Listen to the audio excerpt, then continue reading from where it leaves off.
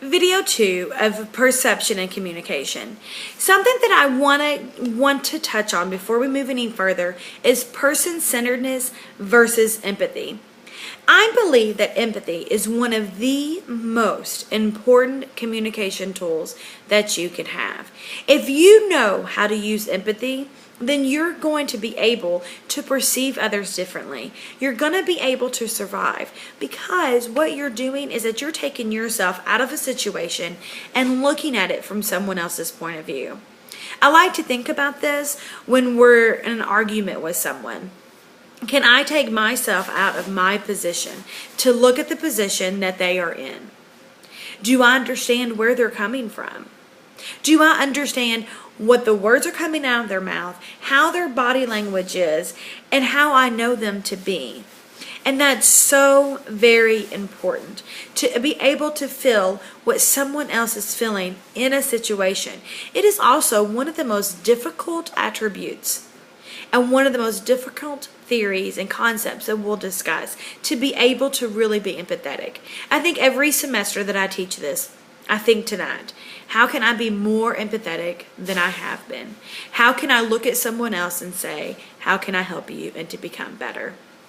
So that's something that I really want to stress in this, is that empathy is how you feel.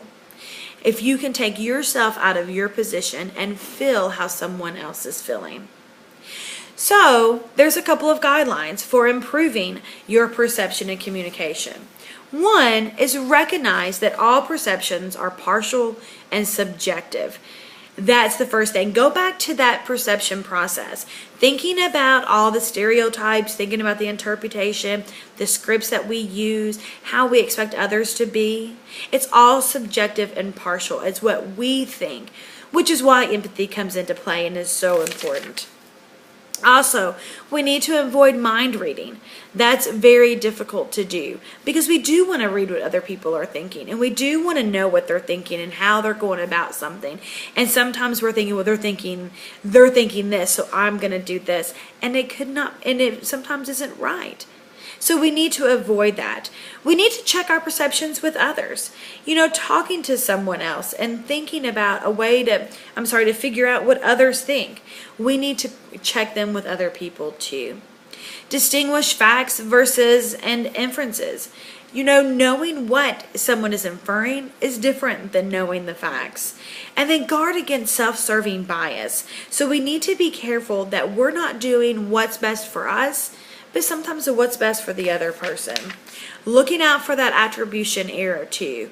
Knowing where we're going to go, and then monitor the labels that we use, which goes back to stereotyping and into that perception process.